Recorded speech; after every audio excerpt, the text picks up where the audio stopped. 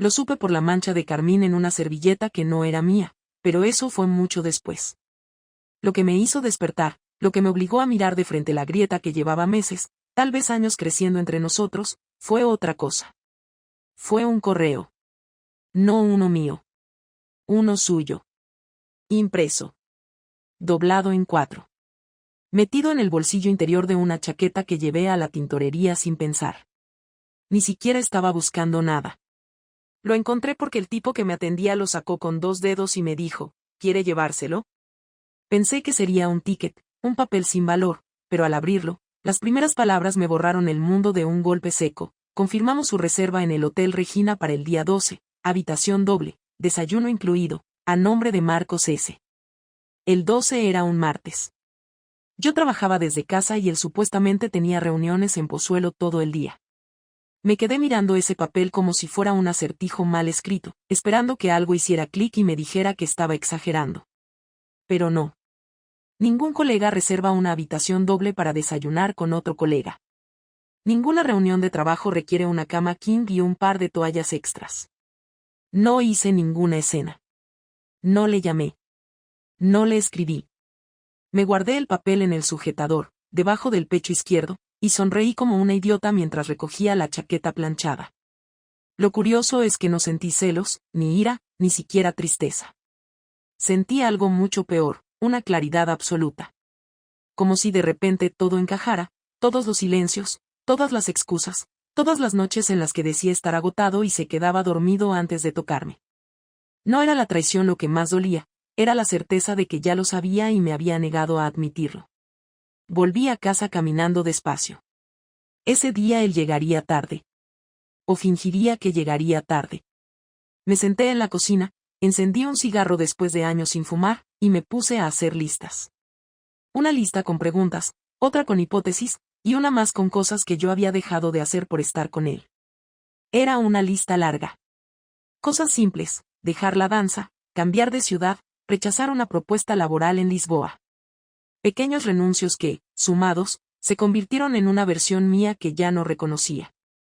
Me vi reflejada en la ventana de la cocina, tenía los ojos apagados, la boca apretada, y la postura de quien espera algo que no va a llegar.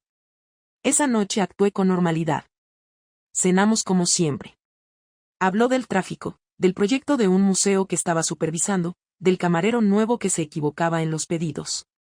Yo asentía, sonreía, jugaba con la comida. El papel seguía doblado dentro del sujetador. No lo mencioné. No porque quisiera protegerlo. Sino porque algo en mí decidió que, si él jugaba a fingir, yo también podía jugar. Pero con mis reglas. El día siguiente hice algo que no me enorgullece pero tampoco me avergüenza. Busqué a alguien. No un desconocido. No un amante de una noche. Busqué a alguien que ya estaba ahí, en mi vida, en mi entorno, como una sombra constante, Adrián. No era guapo, no era alto, no era de esos que te detienen el aliento cuando entran en una habitación. Pero tenía algo que Marcos había perdido hace tiempo, atención. Me miraba cuando hablaba. Se acordaba de los libros que me gustaban. Me preguntaba por mi madre enferma sin que yo lo mencionara. Había algo entre nosotros, sí, pero hasta ese día todo había sido respetuoso, contenido, medido. Eso cambió. Le escribí un mensaje a las 9:47 de la mañana.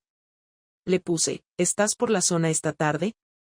Tardó menos de 5 minutos en contestar. Para ti, siempre. Era una frase común, sin peso, pero la leí como si fuera un permiso. Nos vimos a las 6 en un bar de Lavapiés, uno pequeño con vino decente y sofás de terciopelo gastado. Le pedí que no dijera nada, que solo me escuchara. Le conté todo, sin pausas, sin adornos, como una confesión que ya no podía guardarme. No se mostró sorprendido. Eso fue lo peor. Me dijo, ya lo sospechaba. Me miró como si me entendiera y al mismo tiempo me compadeciera.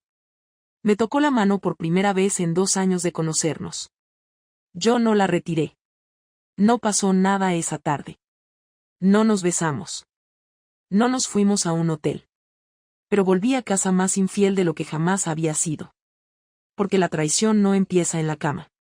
Empieza cuando dejas de esperar a alguien. Cuando aceptas que ya no va a cambiar. cuando permites que otro te vea. Marcos dormía cuando llegué. Tenía la tele encendida con un documental de arquitectura en mute.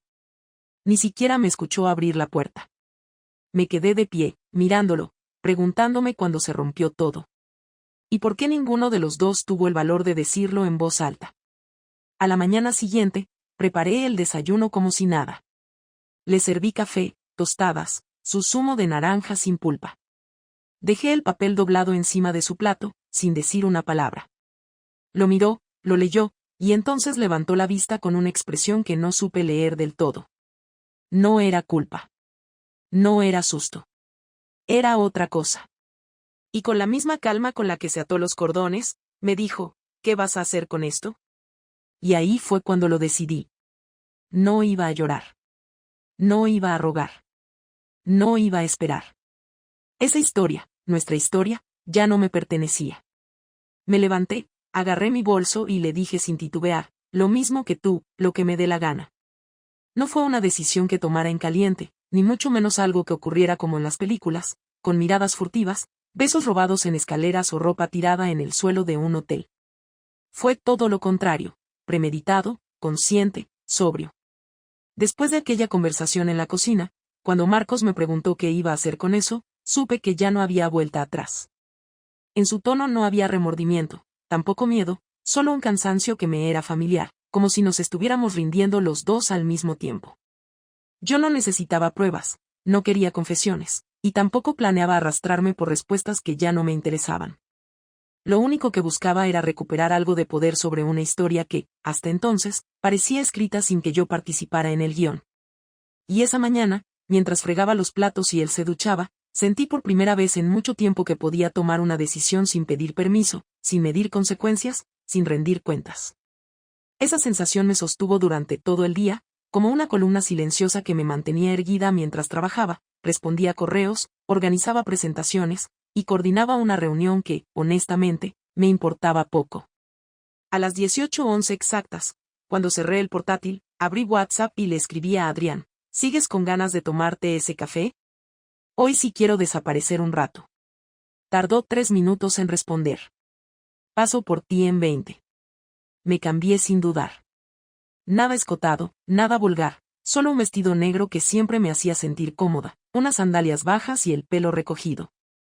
No quería parecer otra persona.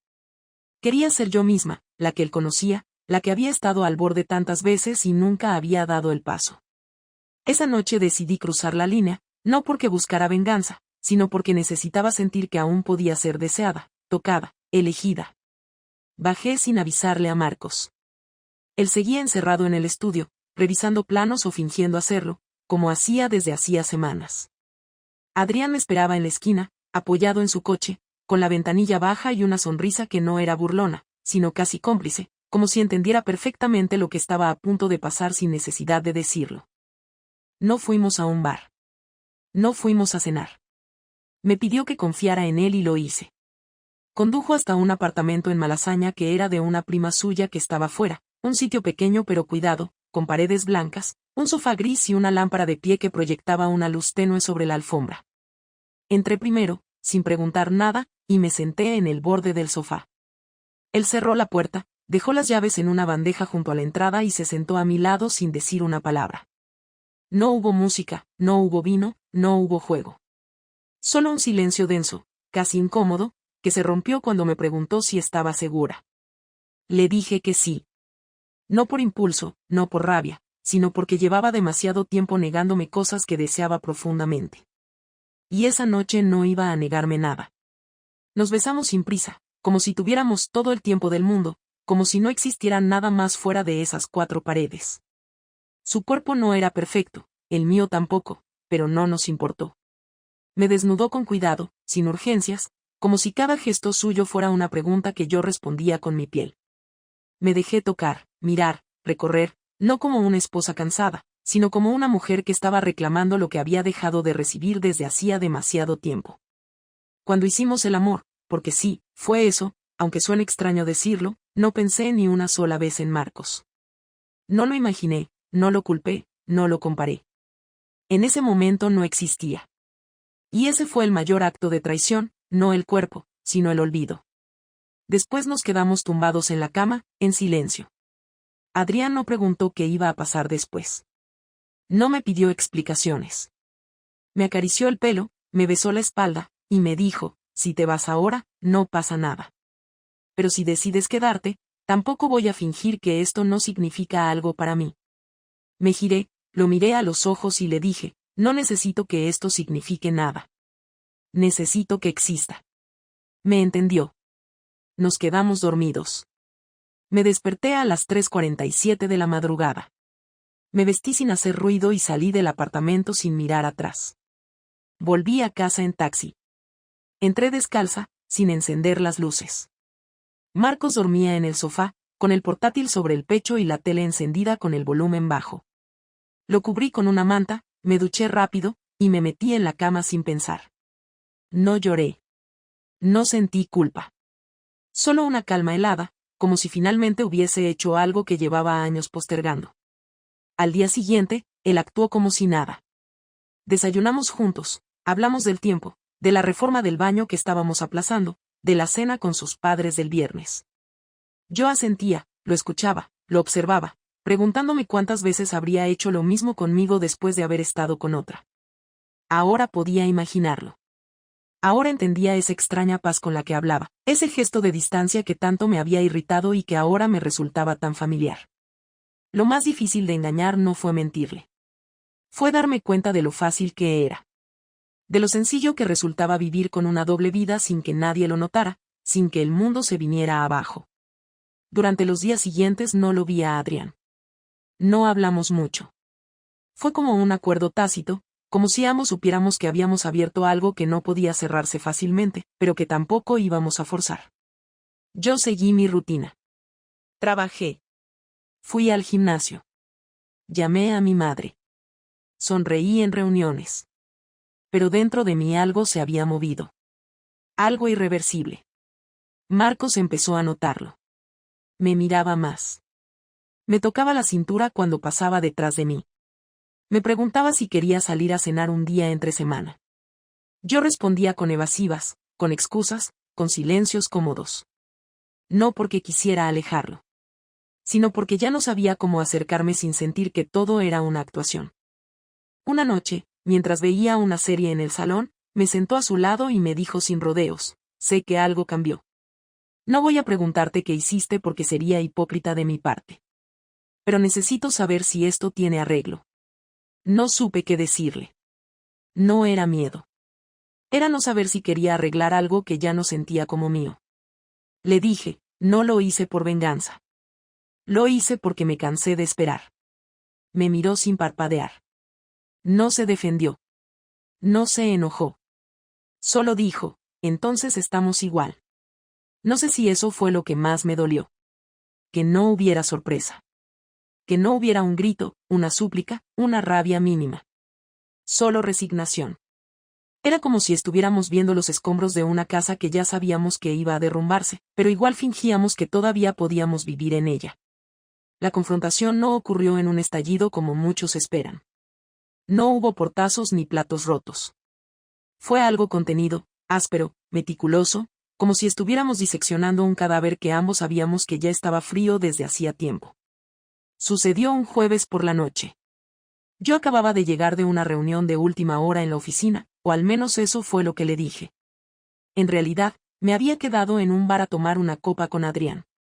No pasó nada entre nosotros esa vez, ni besos ni caricias, pero ya no necesitábamos el contacto para entender lo que había.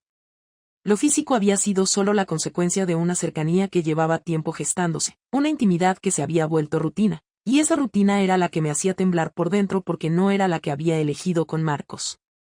Al volver a casa me encontré las luces encendidas, la mesa puesta y una botella de vino que reconocí porque la había comprado yo misma semanas atrás para una cena que nunca ocurrió. Marcos estaba sentado en la cabecera, serio, con la espalda recta y las manos entrelazadas sobre la mesa. No dijo nada al principio.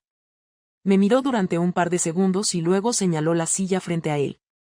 Me senté, sin colgar el bolso, sin quitarme el abrigo, y lo observé esperando el primer disparo. Lo que dijo no fue una pregunta. Fue una afirmación clara, sin adornos, dicha con una seguridad que me descolocó, lo sé todo. Yo no respondí. No porque no supiera qué decir, sino porque entendí que había llegado el momento en el que cualquier palabra mal usada podría volverse un arma en su contra o en la mía. Esperé. Él continuó, no lo descubrí de casualidad. No fue un descuido tuyo. Lo sospeché. Lo confirmé. Y no necesitaba pruebas físicas para saberlo. Me sorprendió el tono, no había gritos, ni dramatismo, solo una calma extraña, como la de alguien que ya no tiene expectativas. Me preguntó desde cuándo. Le dije la verdad. Que todo había empezado semanas atrás, que solo una vez había ocurrido algo físico, y que el resto había sido una acumulación de gestos, silencios, vacíos. Me escuchó sin interrumpirme, sin cambiar de expresión, como si estuviera tomando nota mental de cada frase, cada fecha, cada palabra exacta. Cuando terminé, me preguntó si lo había hecho para vengarme.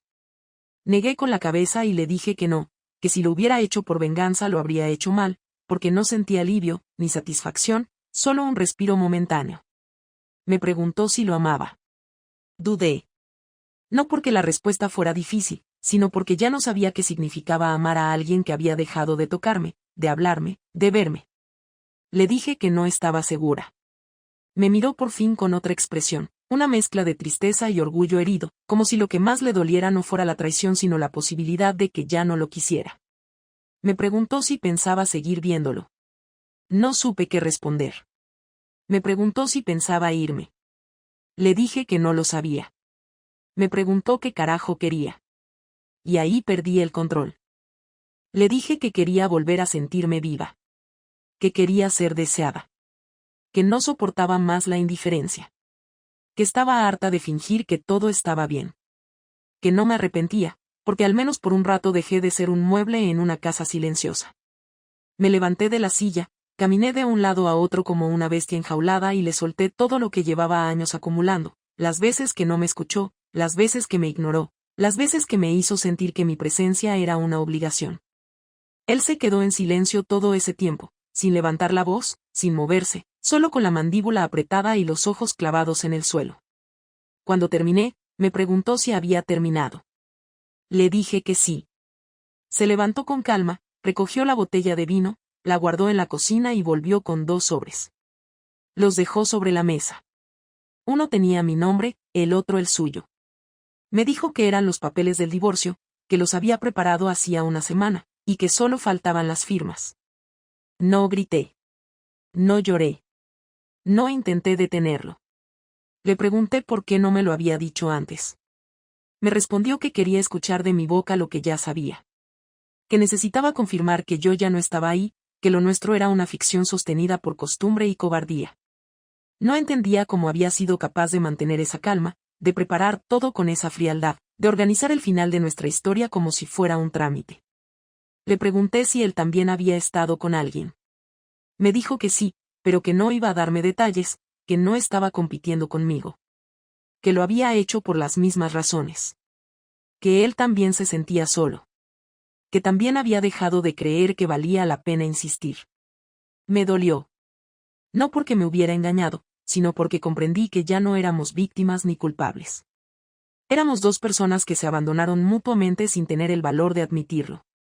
Le pregunté por qué seguía durmiendo en el sofá. Me dijo que porque ya no soportaba dormir en la misma cama que alguien que no lo miraba a los ojos. Le pregunté si me odiaba. Me respondió, no. Pero tampoco te quiero. Esa frase me dejó vacía. Fue la puñalada más limpia que recibí en mucho tiempo. No había insulto, no había desprecio, solo una verdad brutal. Yo tampoco sabía si lo quería. Lo miraba y veía a alguien que fue parte de mi vida, que me conocía como nadie, pero que ya no me movía nada. Ni deseo, ni ternura, ni rabia. Solo un cansancio inmenso, como si hubiéramos corrido una maratón sin línea de meta. Me preguntó si quería firmar esa noche. Le dije que no. Me preguntó si quería dormir en casa. Le dije que sí. Me ofreció la habitación. Él dormiría en el sofá. Subí, me metí en la cama, miré el techo durante horas. No dormí. Al amanecer, bajé a la cocina. Él ya no estaba. Sobre la encimera dejó una nota que decía, salí a correr. No te preocupes, no voy a hacer escenitas. Cuando vuelvas del trabajo, ya me habré ido. Guardé la nota en el cajón de los cubiertos y me serví café.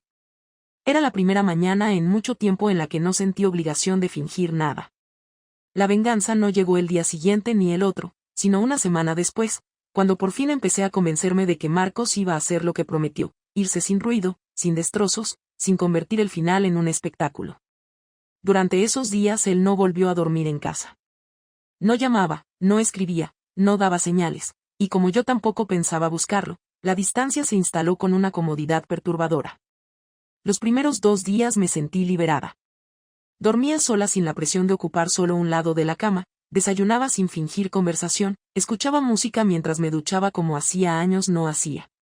Pero el viernes por la noche, al volver del supermercado, encontré una hoja pegada en la puerta del edificio con letras grandes escritas a mano: no abra sin identificar. Hay personas peligrosas que mienten muy bien. No entendía qué venía.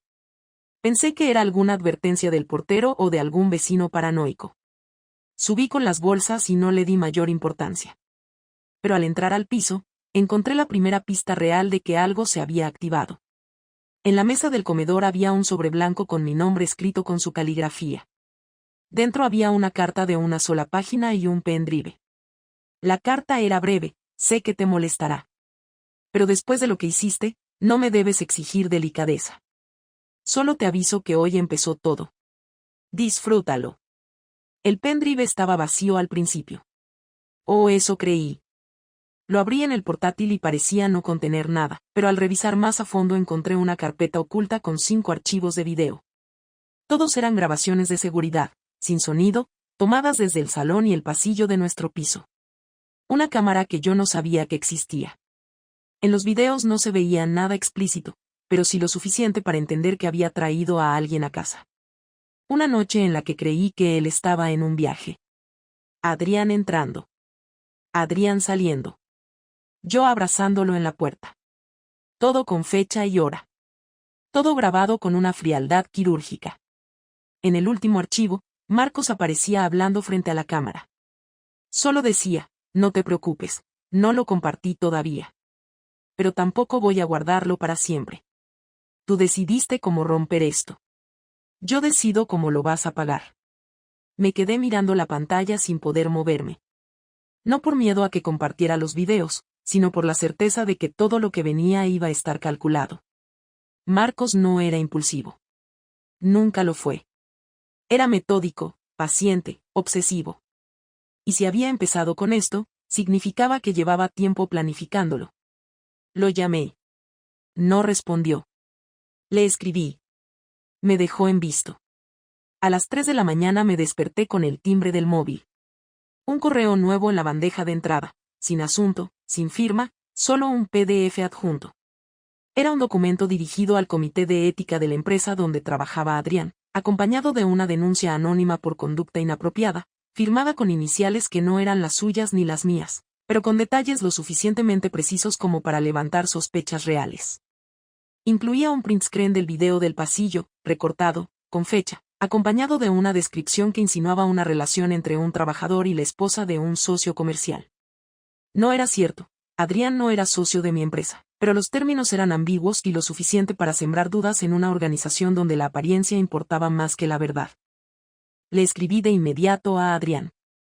Tardó en responder. Me llamó a las 7 de la mañana. Su voz sonaba tensa, diferente. Me preguntó si sabía algo. Le conté todo, sin suavizar nada. Me dijo que lo habían citado a una reunión informal para discutir ciertos comportamientos que podrían comprometer su puesto. Me preguntó si era verdad que Marcos estaba detrás. Le dije que no lo podía probar, pero que era evidente.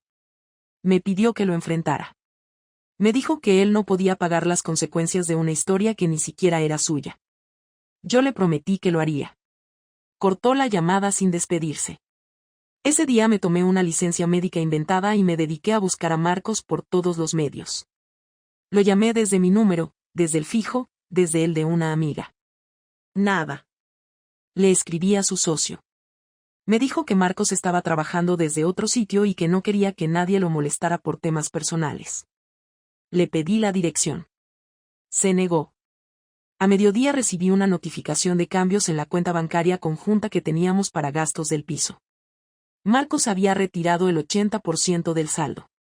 El resto estaba bloqueado. Al revisar el correo del banco, encontré que había solicitado una modificación de titularidad de varios pagos domiciliados, incluida la suscripción a la plataforma de contabilidad donde yo registraba mis facturas como autónoma. Intenté entrar. La contraseña no funcionaba. Intenté restablecerla. Me apareció un aviso, usuario dado de baja. Él sabía que yo no podía permitirme dejar de facturar ni un solo mes. Sabía que sin acceso a esa herramienta me paralizaba la administración de todo. Y lo hizo igual. Pasé el resto del día entre llamadas a soporte, correos a mi gestor, y mensajes desesperados a Marcos. No contestó ninguno. A las 8 de la noche recibí un mensaje de texto, sin nombre, solo un número desconocido. ¿Estás entendiendo ya lo que se siente no tener el control? Le respondí que era suficiente, que estaba cruzando límites, que estaba destruyendo más de lo que él creía. Me dejó en leído. 2 horas después recibí un nuevo correo, esta vez con un documento escaneado, una solicitud de baja voluntaria firmada con mi nombre, enviada a mi empresa desde una dirección falsa. No surtió efecto, porque el Departamento de Recursos Humanos me llamó para confirmar si era real, pero el daño ya estaba hecho. El rumor empezó a circular. Una compañera me escribió por WhatsApp, ¿es verdad que te vas? ¿Qué ha pasado? No contesté. No tenía respuestas. Al día siguiente fui directamente al estudio de Marcos. Me recibió la recepcionista con cara de incomodidad. Me dijo que no estaba, que no había pasado por allí en días. Le pedí que le dijera que necesitaba hablar. Me dijo que lo haría. No lo hizo. Pasaron 2 días más. Adrián me escribió un mensaje breve, me han suspendido temporalmente mientras investigan. Necesito espacio. No me volvió a hablar. Intenté explicarle, ofrecerle pruebas, defenderlo. No quiso escucharlas. Todo se desmoronó con una velocidad que me dejó sin margen de reacción. No podía trabajar. No podía facturar. No podía dormir. Y lo peor de todo es que no podía hacer nada legalmente contra Marcos porque no había pruebas directas, no había amenazas, solo indicios, manipulaciones invisibles, decisiones tomadas en los márgenes de la legalidad que me dejaban sin herramientas reales para defenderme. Una noche, sentada sola en el salón, vi una notificación nueva en Instagram. Una cuenta sin publicaciones me había etiquetado en un story, una imagen mía entrando al edificio con Adrián semanas atrás, justo antes de nuestra primera vez. No decía nada.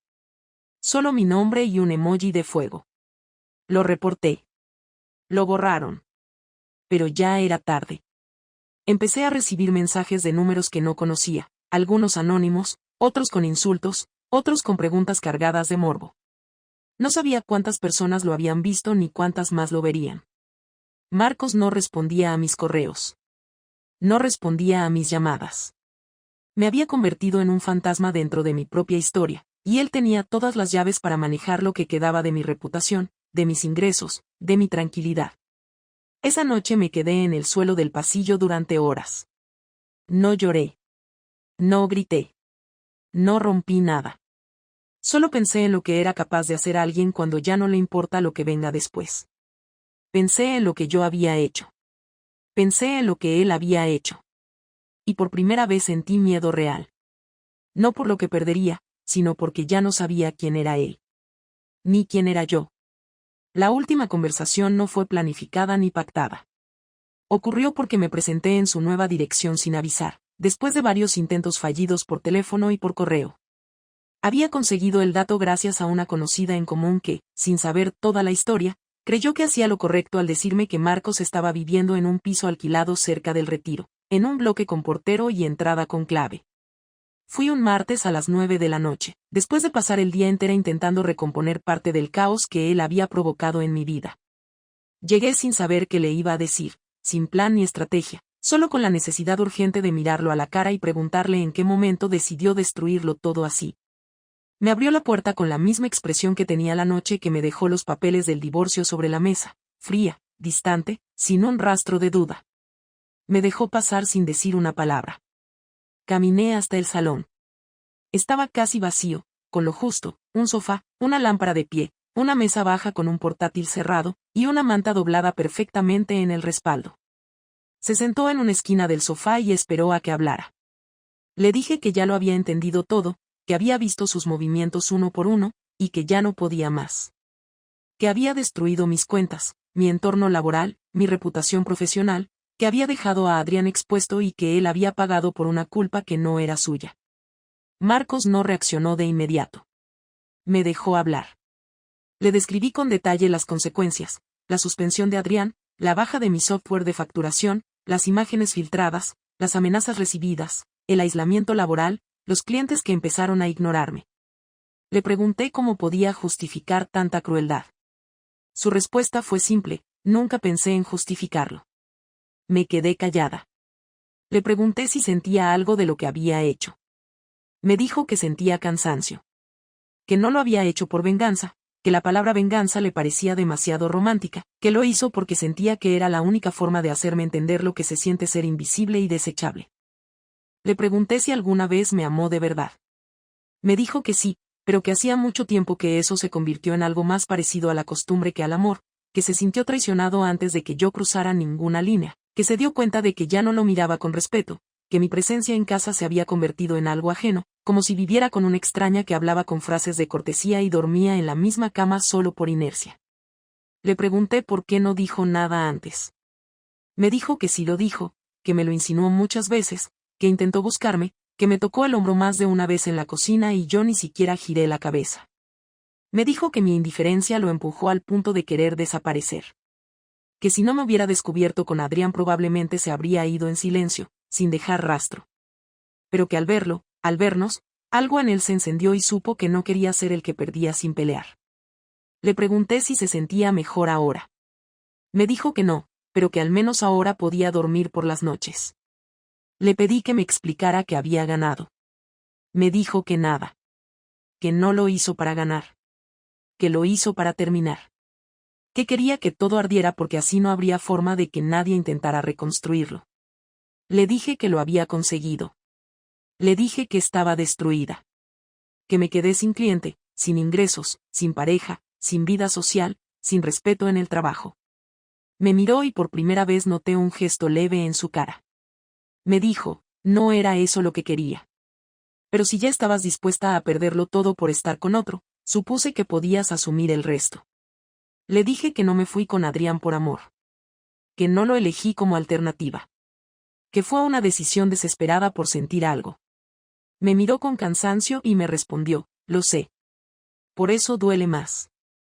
Le pregunté si había alguien más ahora. Me dijo que no. Que después de lo que hicimos los dos, no tenía ni energía ni interés en conectar con nadie. Le pregunté si pensaba seguir atacándome. Me dijo que no. Que ya había hecho lo que sentía necesario. Que lo demás no le interesaba. Le pedí que retirara la denuncia anónima contra Adrián. Me dijo que no era tan fácil. Que eso ya no estaba en sus manos, que el sistema ya se había activado y que él no iba a intervenir para frenarlo. Le dije que eso no era justo. Me respondió que tampoco lo fue ver a otro hombre entrar en el edificio donde vivíamos. Le pedí que por lo menos lo pensara. Me dijo que ya lo había pensado todo demasiado. Que no quedaba nada que replantear.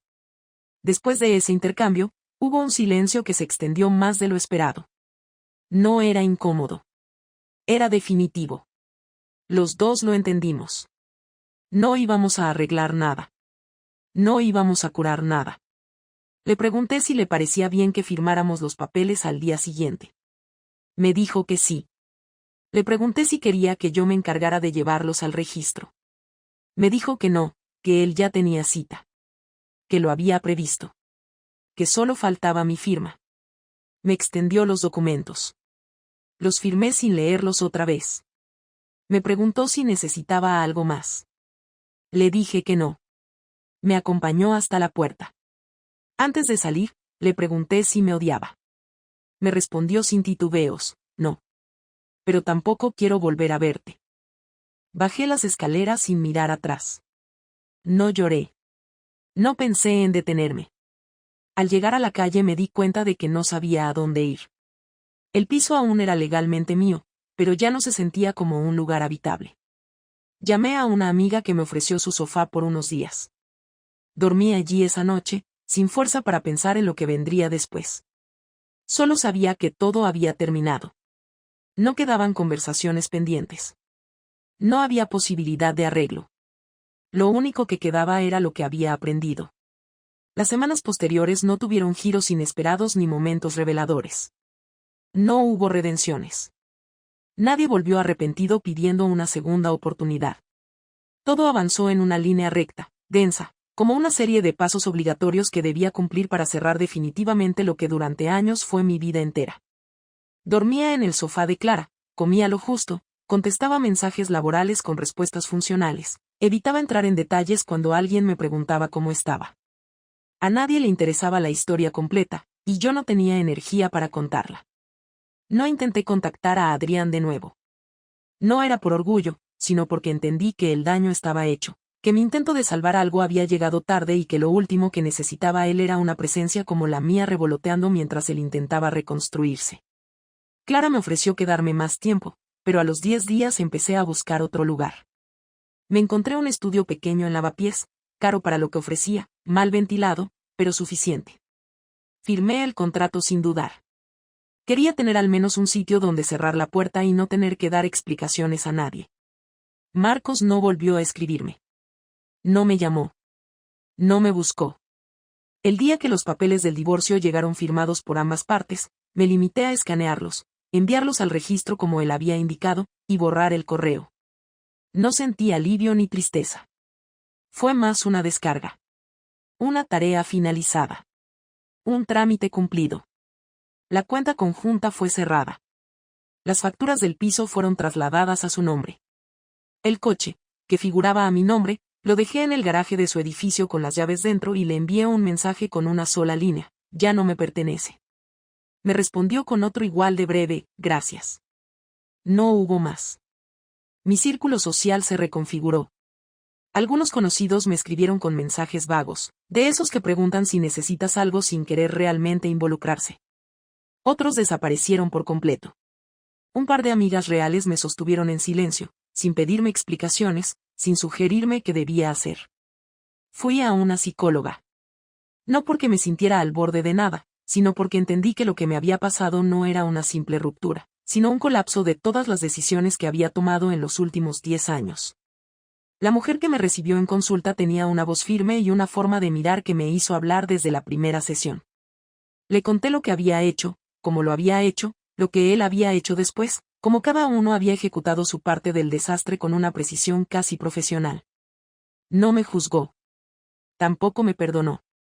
Solo me preguntó por qué me había tardado tanto en decir que estaba vacía. No supe responderle en ese momento. Lo descubrí poco a poco, en las semanas siguientes, cuando empecé a observar mis rutinas desde otra perspectiva. Me di cuenta de que llevaba años comportándome como alguien que vivía en función de lo que se esperaba de ella. Había elegido una relación porque parecía sólida, no porque me hiciera feliz. Había dejado pasar las señales de desgaste porque era más fácil fingir que todo estaba bien que asumir que no sentía nada. Había engañado porque ya no podía soportar el silencio, pero también porque no me atrevía a admitir en voz alta que yo también me había convertido en una persona incapaz de cuidar lo que tenía. La infidelidad fue solo el síntoma. El verdadero error fue el abandono mutuo disfrazado de convivencia. Empecé a trabajar con más orden, más foco, menos autoexigencia. Recuperé a algunos clientes. Perdí otros. Me contactaron desde otra empresa para una consultoría puntual. Acepté. Fui estableciendo nuevos límites. Apagué redes sociales durante un tiempo. Borré fotos. Eliminé conversaciones enteras sin leerlas. No por impulso, sino como una forma de limpiar el espacio mental que todavía compartía con una versión de mí que ya no reconocía. Una mañana, mientras tomaba café en la cocina del nuevo estudio, recordé una frase que le había dicho a Marcos en la última conversación: no me fui por amor, me fui por necesidad. La repetí en voz alta, varias veces, y entendí que ni siquiera eso era del todo cierto. No me fui. Nunca me fui. Me quedé tanto tiempo que solo me atreví a salir cuando ya no quedaba nada por perder. Esa fue mi verdadera traición, no el acto físico, sino la cobardía de mantenerme en una historia que ya no tenía sentido por miedo a enfrentar las consecuencias de ser honesta. No volví a hablar de Marcos con nadie. No porque me doliera, sino porque se volvió irrelevante. Era parte de mi pasado como un apellido antiguo o una cicatriz que ya no molesta. No lo busqué. No pregunté por él. No me interesaba saber si estaba con alguien nuevo, si seguía en el mismo estudio, si había reconstruido lo que rompimos. Lo único que necesitaba era avanzar sin convertir esa historia en el centro de mi identidad. A veces, en silencio, recordaba momentos buenos, y no los negaba. Pero tampoco los idealizaba. Entendí que la memoria no se trata de justicia, sino de perspectiva. Y mi perspectiva ya no necesitaba adornos ni excusas. Hubo días malos. Días en los que no quería salir de la cama. Días en los que me sentía completamente sola. Días en los que pensé que había arruinado mi vida por una decisión mal tomada. Pero también hubo días en los que me desperté tranquila, sin ansiedad, sin temor, con una claridad que no recordaba haber sentido en años. No idealicé mi nueva vida. No intenté convencerme de que era feliz. Solo asumí que estaba construyendo algo distinto, desde cero, y que aunque no sabía a dónde me llevaría, al menos esta vez lo estaba haciendo sin mentiras. La última vez que vi a Adrián fue por casualidad, en un cruce de calles cerca de Tirso. Nos miramos durante 2 segundos. Él iba con alguien. Yo también. No nos saludamos. No hubo gestos incómodos. Solo una aceptación silenciosa de que lo que compartimos no tenía lugar en ese presente. Fue suficiente. No necesitábamos más. No teníamos nada que reclamar. Hoy, meses después, puedo decir que no me arrepiento de haber contado esta historia. No porque esté orgullosa, ni porque crea que hice lo correcto. Sino porque entendí que si no la decía completa, corría el riesgo de convertirme en una versión distorsionada de lo que fui. Contarla me obligó a mirarme de frente. Me mostró lo que estaba dispuesta a soportar, lo que fui capaz de provocar, y lo que finalmente aprendí. No todo final deja una lección. A veces solo deja espacio. Y por ahora, ese espacio es lo único que realmente necesito.